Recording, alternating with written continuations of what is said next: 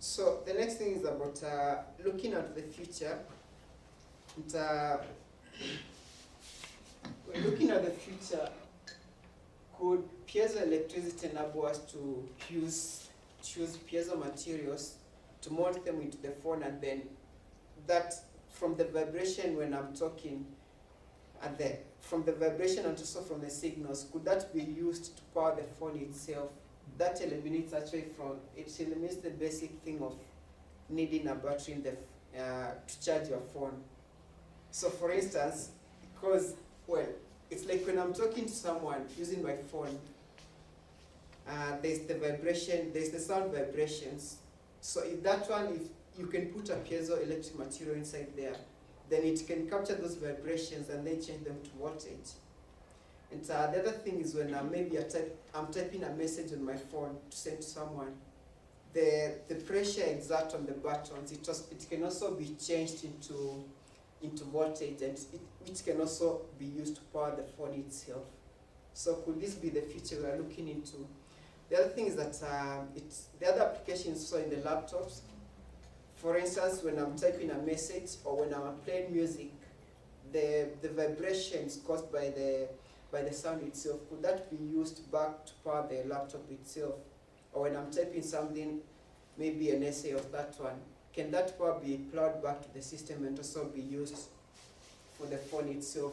The other one which for the laptop, the other one which I've also put is the shoe, about which actually I'll come back to in which we can use your shoe to produce electricity. I'll come back into that one. I've already talked about this. So the gloom side, or why is this technology not very much in use?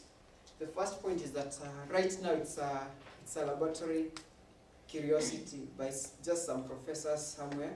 It's not very much well developed. So first is that there's no much investment or in research and development of the technology in the past years. But right now, there's a lot of developments in the sector which might actually lead into a future where we have a lot of piezo electricity being used to power most of the systems we have. The other one is that it's an environmental challenge. This one, it says to a point where the best piezo material which is being used right now, it contains lead, which is one of the notorious environmental pollutants.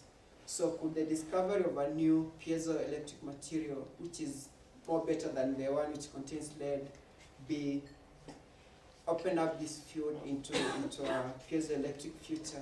And the next one is that it requires special environment, which means that as you put the material itself, there is a pressure a range of pressure which it requires. So if you exceed that pressure, you're going to damage the material itself. The same applies to temperature. And, so you have to make sure that the temperature is not exceeded and also the pressure. So just a concept I was thinking about the one of the advantages I talked about where we can use the shoe to actually generate power from. These are something you are very much aware of as we walk. As I walk, is that I exert some pressure on the ground. And then my concept is that if you put a piezo material underneath the soil itself, and then it has a generator, that's an inbuilt generator, in which as I walk, the pressure is changed into voltage, and that voltage is stored into maybe a super capacitor. And then that voltage can after that be used during the night, maybe for a student to study. So could this is a diagram where these are the piezoelectric generator. If you put it there underneath the shoe, which is somewhere here, it can be also shown here. Could that one, as I walk, it's just by a very simple act of walking, could that be used to power, maybe to charge your camera after maybe after a day of work?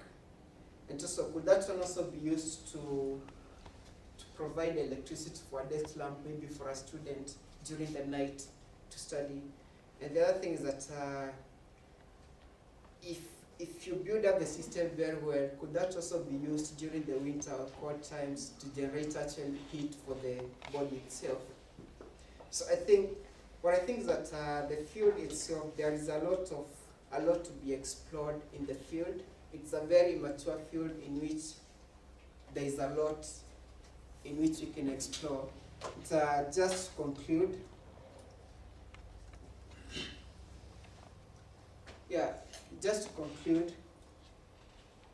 as we look towards the future, piezoelectricity may give us all the opportunity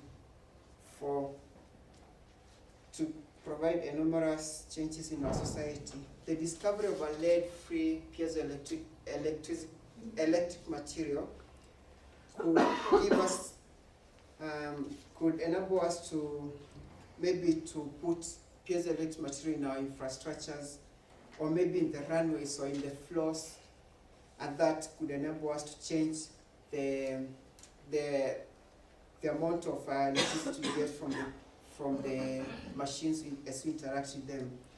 This is also well exhibited in China and also Japan, in which constructions are underway to put piezoelectric material on the roads, and also in the runways, which is actually plowed back to the system and can be used to power street lights. The other thing is that we all know that the world's top agenda is to reduce pollution and global warming. And could piezoelectricity offers a unique opportunity or a solution to the environmental problems?